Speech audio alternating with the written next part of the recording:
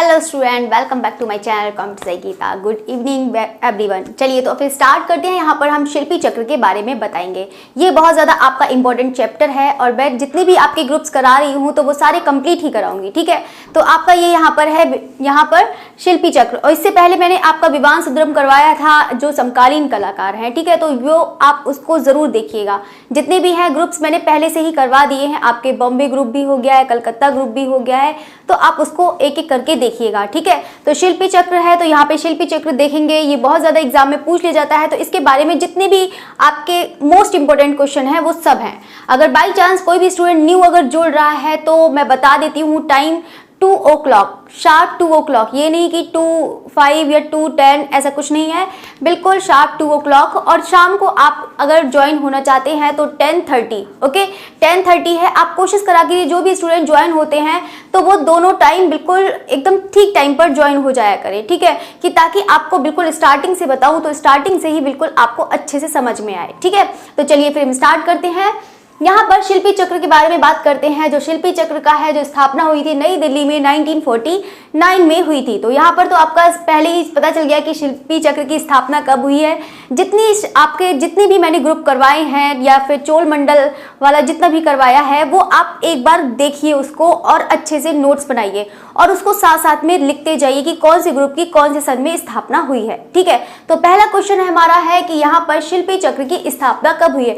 तो सारे स्टूडेंट जानते हैं, सब लोग का बहुत सही जवाब है। तो बिल्कुल कितना हो जाएगा, दिल्ली शिल्पी चक्र का 1949 में हो जाएगा, ठीक है। 1949 अगर डेट पूछता है तो कौन सा हो जाएगा, 25 मार्च हो जाएगा, ठीक है, याद रखिएगा। चलिए अब तो हमारा एक पॉइंट क्लियर हो गया, ठीक है। अब हम दूसरे पॉइंट की तरफ बढ़ते हैं। हमारा जो दूसरा पॉइंट है, महासचिव या फिर इसके संस्थापक कौन थे। तो जल्दी से बताइए, इसके संस्थापक कौन थे, बीसी सान्याल थे। कौन थे, बीसी सान्याल। तो आप लोग जानते ही हैं कि इनका पूरा नाम क्या है। चलिए, बीसी सान्याल। अब हम बात करते हैं कि कौन सा स्थान था, यानी कि जो यहाँ पर जो क्या कहते हैं, जहाँ पर ये शिल्पी चक्र वाला जो यहाँ पर इसका ग्रुप का आयोजन हुआ था, जो ग्रुप की स्थापना करी गई थी, वो कौन सी जगह थी। तो कौन सी जगह हो जाएगी, बिल्कुल दिल्ली हो जाएगी, ठीक है, याद रखिएगा, ये भी चीज़ याद रखिएगा। बाकी तो आप लोग भी आंसर दीजिए, क्या हो जाएगा, दिल्ली हो जाएगा, ठीक है, याद रखिएगा। अब हम बात करते हैं, देखो एक एक पॉइंट अच्छे समझेंगे और कोई भी जल्दबाजी नहीं करेंगे। बहुत स्टूडेंट हैं जल्दबाजी करते हैं, इतनी जल्दबाजी मत करिए। आपका कोई अभी एग्जाम होने नहीं जा रहा है, अप्रैल तक तो बिल्कुल भी नहीं होगा। तो आप बेफिक्र हो के 1 मंथ अगर अब मेरे बनाए हुए नोट्स आपने पढ़ लिए हैं तो इस बात की गारंटी मैं दे रही हूँ, एक भी क्वेश्चन आपका गलत नहीं होगा। और बाकी आपके अगर बिल्कुल भी जीरो आपकी तैयारी है, बिल्कुल तैयारी नहीं है, तो बिल्कुल आप बिल्कुल स्टार्ट हो जाइए। अभी आपके पास बहुत टाइम है, बिल्कुल स्टार्ट हो जाइए। तो आपके लिए बहुत अच्छी अपॉर्चुनिटी है। मैं बिल्कुल स्टार्टिंग से करा रही हूँ, आपकी कोई फीस नहीं ले रही हूँ, कुछ भी नहीं ले रही हूँ। आराम से आपका पूरा सिलेबस करा दूंगी, एक एक चीज़ करा दूंगी, ठीक है। तो ये नहीं कि आपको कोई सी का बेस्ट लेना है या कुछ भी, तो यहाँ पर पूरा आपको मिलेगा, ठीक है। तो बाकी जो है वेस्टर्न का है तो वेस्टर्न भी आपका करा दिया जाएगा, लेकिन पहले ये करा दूंगी, मतलब इंडियन आर्टिस्ट और इंडियन हिस्ट्री, ठीक है। चलिए अब हम बात करते हैं यहाँ पे प्रथम प्रदर्शनी, यानी कि जो शिल्पी चक्र की जो प्रथम प्रदर्शनी लगी थी वो कहाँ पर लगी थी। जल्दी से लाइव कमेंट में बताइए। बाकी तो बहुत से स्टूडेंट होते हैं क्वेश्चन पढ़ लेते हैं और तुरंत आंसर देना शुरू कर देते हैं, तो ऐसा ना करिए, ठीक है। एक एक क्वेश्चन पे बढ़ेंगे ताकि और बच्चे जो स्टूडेंट नहीं जानते हैं उनको भी पता लगे। ब्रिलियंट स्टूडेंट की तो बात ही कुछ और होती है, वो तो दे ही देंगे, कम से कम उन्हीं स्टूडेंट के अलावा तो और बच्चे भी जानेंगे, ठीक है। तो ये काम जरूर करिए कि आप जो आता है उसको आंसर दीजिए, ठीक है। बाकी जो स्टूडेंट को नहीं आता है तो वो बस सिर्फ वॉच करे, ठीक है। बाकी वॉच करने में आपका ही फायदा होगा। बाकी यह चीज़ हो जाएगी। प्रथम प्रदर्शनी कहाँ हुई थी, दिल्ली, और कौन से मार्ग पर, जनपथ मार्ग, ठीक है, याद रखिएगा, जनपथ मार्ग, याद रखिएगा, जनपथ मार्ग। अगर यहाँ पर सन पूछता है तो सन तो आपको जान ही है, 1949 राइट आंसर हो जाएगा, ठीक है, याद रखिएगा। अब हम बात करते हैं यहाँ पर किस वाद का प्रभाव पड़ा है, यानी कि शिल्पी चक्र 1949 पर किस वाद का प्रभाव पड़ा है। तो जल्दी से बताइए कौन से वाद का प्रभाव पड़ा था, बताइए। प्रभाववाद का पड़ा था, यथार्थवाद का पड़ा था, अभिव्यंजनावाद का पड़ा था, या फिर मतलब कोई सा भी घनवाद का पड़ा था, जो भी बताना है बताइए, जल्दी से बताइए क्या है आंसर। अब तो मैं ऑप्शन भी दे देती हूँ। चलिए तो कौन सा हो जाएगा, अति यथार्थवाद और क्या हो जाएगा, अति यथार्थवाद और प्रभाववाद, अति यथार्थवाद और प्रभाववाद। ठीक है, याद रखिएगा। एक एक क्वेश्चन करके चलेंगे, बिल्कुल कोई भी जल्दबाजी नहीं करेंगे। अगर बाई चांस आपको नहीं आता है तो आप बिल्कुल देखिए, आराम से देखिए। ठीक है, एक एक क्वेश्चन आपको साथ साथ में याद भी हो जाएगा, आपको पता भी नहीं चलेगा कि कितना याद हो गया। ठीक है, लेकिन आप सच्चे मन से देखते हैं। सच्चे मन का मतलब ये है कि ये नहीं कि थोड़ा इधर फ़ोन इधर रखा हुआ है, वीडियो चल रही है, इधर कुछ काम कर रहे हैं, इधर कुछ काम कर रहे हैं, ऐसा नहीं करना है। पढ़ने के टाइम में बिल्कुल पढ़िए, चाहे आप आधे घंटे पढ़िए। अगर दिन में, अगर आप पूरे दिन में 24 घंटे में 3 घंटे भी दे रहे हैं अपने लिए तो बहुत है। ठीक है, लेकिन सिर्फ पढ़ाई में ही दे रहे हैं, ये नहीं कि थोड़ा 1 घंटा इधर पढ़ लिया, थोड़ा इधर, थोड़ा सा रील्स देख ली, थोड़ा सा इधर वो काम कर लिया, वो काम कर लिया, थोड़ा सा खाना खा लिया, थोड़ा सा घूम आए, तो ये नहीं, काउंट नहीं होगा वो। अगर आप 3 घंटे पढ़ रहे हैं तो अच्छे से पढ़िए। ठीक है, चलिए, ग्रुप के किस सदस्य पर इस बात का अधिक प्रभाव पड़ा, यानी कि पूछने का मतलब ये है कि ऐसा कौन सा कलाकार था। चलिए, इसमें से ही बताइए, यहाँ पर लिखे हुए हैं, ऐसा कौन सा कलाकार था, ऐसा कौन सा कलाकार था जिनका इस बात पर प्रभाव अधिक पड़ा था, यानी कि अति यथार्थवाद और प्रभाववाद पर कौन सा अधिक प्रभाव पड़ा था। तो आपको बताना है आंसर, जल्दी से बताइए। देखो यहीं पर देखो, आप तो ऑप्शन भी इतने सारे हो गए थे। कौन है, के.एस. कुलकर्णी है, मतलब कंवल कृष्ण है, धनराज है, यामिनी राय है, कौन है, जल्दी से बताइए। ठीक है, जल्दी से बताइए कौन सा आंसर क्या होगा।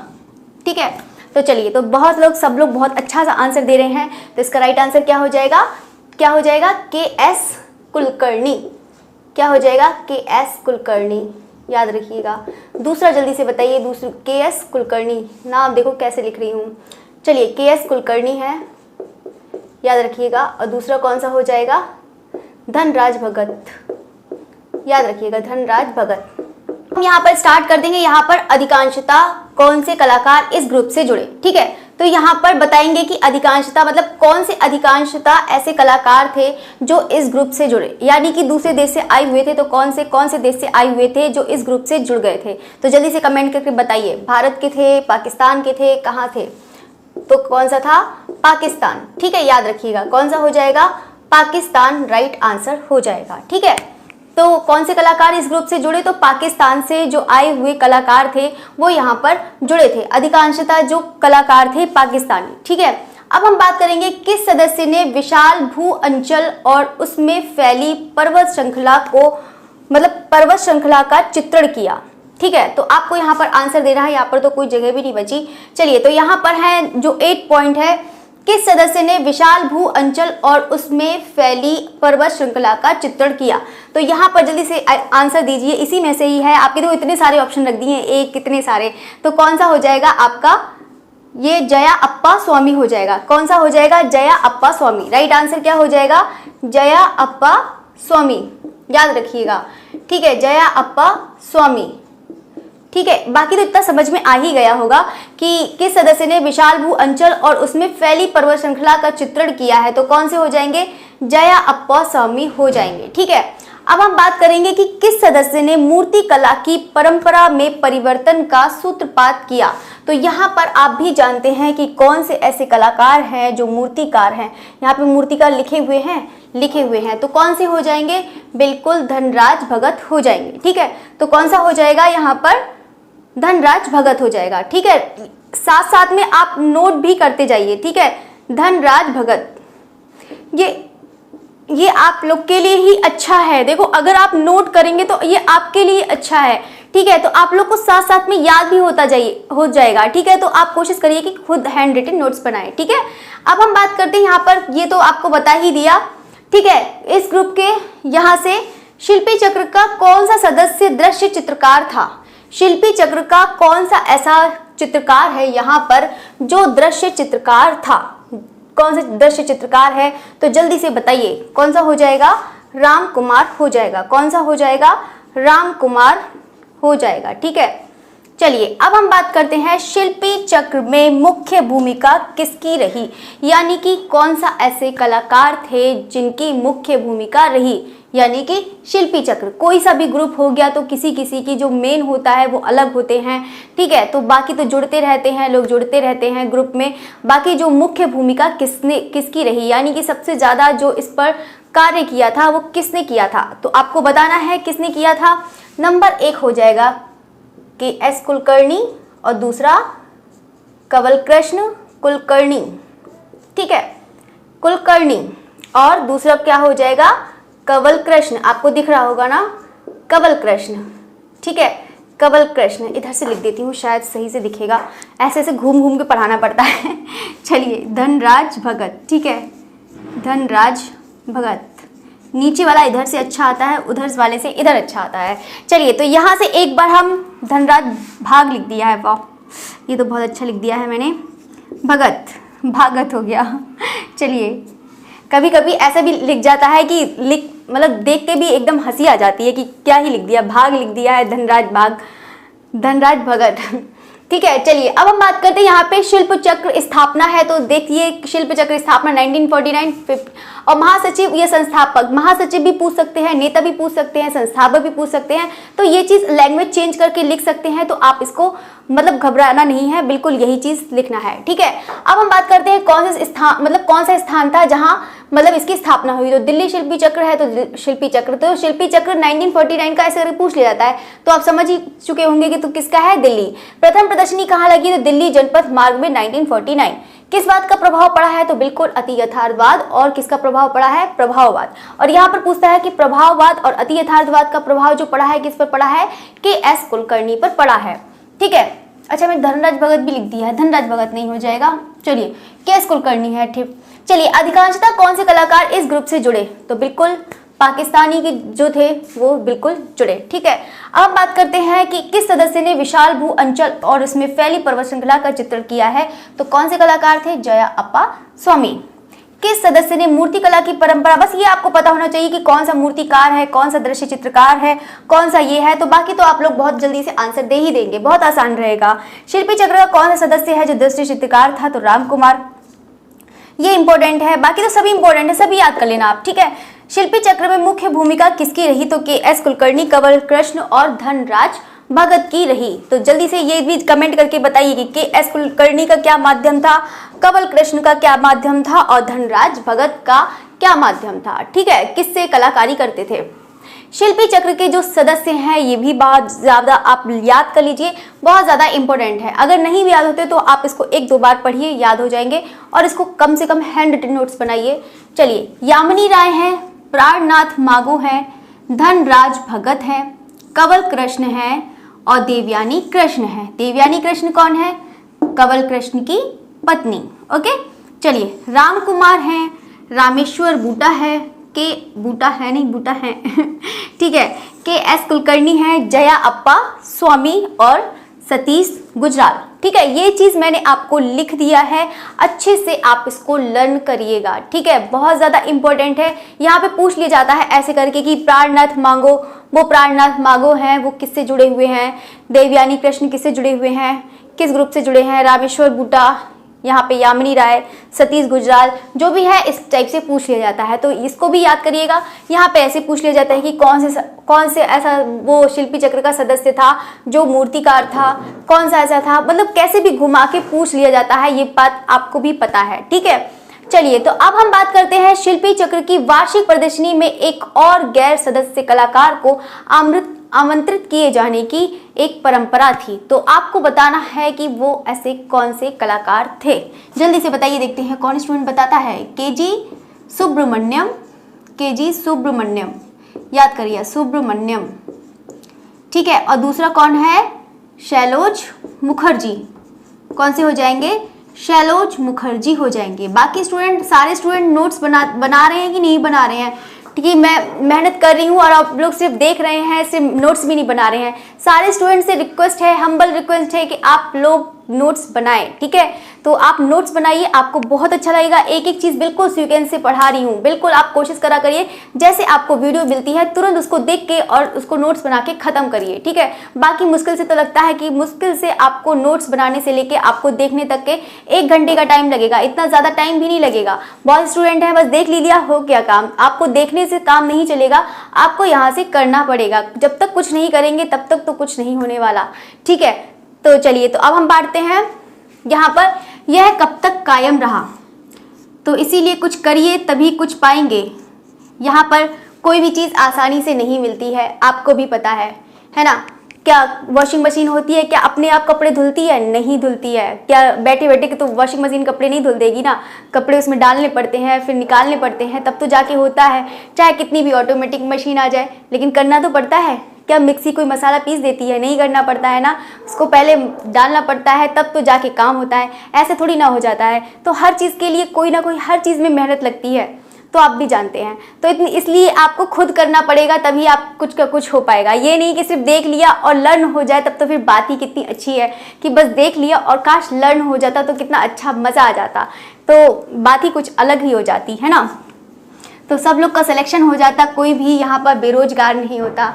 क्यों होता कि नहीं होता? कोई भी नहीं रहता, सब लोग मज़े रहते, ठीक है। तो यहाँ पे 1960 में इसका ये है, ये कब तक कायम रहा, तो 1960 तक रहा, ठीक है। बाकी उसके बाद ये ख़त्म हो गया, बिल्कुल ख़त्म ही हो गया। कोई भी चीज़ होती है जिसकी शुरुआत होती है उसका अंत भी होता है, ठीक है।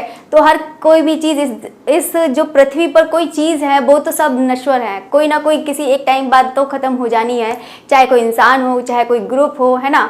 तो या तो फिर हर चीज़ होती है, कोई ना कोई चीज़ जो आता है वो जाता भी है, ठीक है। तो यहाँ पर आपको मैंने सब कुछ पूरा कंप्लीट आपको बता दिया है। उसको कोशिश करा करिए, तो आपसे 1 से 2 बार उसको देखिए और कोशिश करा करिए कि एक बार पॉज कर करके कम से कम नोट्स भी बनाते जाइए। अगर आपके पास जब बाद में टाइम है तो आप बिल्कुल बाद में ही देख के टाइम करके बनाइए, लेकिन कोशिश करिए कि आप ज़रूर नोट्स बनाएं, क्योंकि एग्ज़ाम टाइम में यही काम आएगा। आपका वो सब काम नहीं आने जा रहा है, प्रैक्टिस सेट काम नहीं आएगा, ठीक है। आज आपका क्वेश्चन है, ठीक है, आज आपको बता देती हूँ। आज आपका क्वेश्चन ये है, देखो एक स्टूडेंट ने अच्छा कमेंट किया है, कल मैं उसका नाम, ठीक है, कल इसका नाम डिस्क्लोज करूंगी। जिस स्टूडेंट ने 3 स्टूडेंट ने जिसने दिया है उसका नाम मैं डिस्क्लोज करूंगी, ठीक है, जो आंसर दिया है। आज का जो आपका क्वेश्चन है वो जो आंसर देगा उसको नेक्स्ट डे, ठीक है। तो आज का आंसर है कि यामिनी राय, प्राणनाथ मागो, धनराज भगत, कंवल कृष्ण, मतलब जितने भी यहाँ पर आपको आर्टिस्ट दिख रहे हैं, एक एक करके सबको बतानी है कि यामिनी राय का क्या मीडियम है, प्राणनाथ मागो का क्या मीडियम है। चाहे आप सर्च करिए, बुक से पढ़िए, गूगल करिए, कैसे भी करिए, ठीक है। तो आप यहाँ पे जितने भी आर्टिस्ट हैं उनका सबसे पहले मीडियम लिखना है, यानी कि जो प्रमुख रूप से जिनकी प्रसिद्धि है, यानी कि यामिनी राय किसके लिए जाने जाते हैं, किसके लिए जाने जाते हैं, ये बताइए। कि प्राणनाथ मागो है, धनराज भगत है, कंवल कृष्ण है, किसके किसके लिए जानते हैं। बहुत सारी चीज़ तो मैंने लिखवाई ही दी हैं किसके लिए इसलिए जानते हैं। आपको मुश्किल से 4-5 हैं जो आपको देने पड़ेंगे आंसर, तो आपका यही आंसर है साथ में। और यहाँ पर ये भी चीज़ लिखना है कि यहाँ पर यामिनी राय किससे संबंधित हैं, प्राणनाथ मागो किससे हैं, धनराज भगत किससे संबंधित हैं, कंवल कृष्ण किससे हैं, ठीक है। तो उनके बारे में सब कुछ बताइए, प्रमुख रूप से किस लिए जाने जाते हैं, बस वही चीज़ बताना है, पूरा नहीं बताना है कि चित्रकार थे या मूर्तिकार। जैसे धनराज भगत है तो चित्रकार भी हैं, मूर्तिकार भी हैं, तो ऐसे करके नहीं बताना है, ठीक है। तो उनको सिर्फ बताना है कि हाँ धनराज मुख्य रूप से तो उसी के लिए ही जाने जाते हैं, तो इसी टाइप से आपको बताना है, ठीक है। तो बाकी तो मैंने आपको पूरी क्लास आपकी हो गई है, आपको समझ में आया है तो आप इसे कमेंट ज़रूर करिएगा, और दूसरी चीज़ आप उसे लाइक तो ज़रूर करिएगा। तो मैं तो लाइक तो इसलिए कह देती हूँ क्योंकि मैं जिस दिन छोड़ देती हूँ कोई भी स्टूडेंट लाइक करना नहीं, मतलब लाइक ही करना छोड़ देते हैं, ठीक है। तो आपको लाइक करना है और शेयर भी करना है। कोई स्टूडेंट अगर ग्रुप से जुड़ा हुआ है, कोई भी किसी से भी, कोई भी मतलब फ्रेंड हो, फ्रेंड सर्कल को, कोई भी आर्ट का ही हो सिर्फ है। अभी तक मेरे ग्रुप में जितने भी सब्सक्राइबर्स हैं वो मेरी फैमिली के तो एक भी नहीं है, जितने भी हैं सारे के सारे टोटल मतलब आर्ट स्टूडेंट हैं। तो कोशिश करिए कि आप लोग उससे जुड़वाइए जो आर्ट के हैं, कि ताकि उनको वीडियो मिल सके, ठीक है। और बाकी फिर मिलते हैं next day 2 o'clock sharp 2 o'clock। Okay, thanks for watching.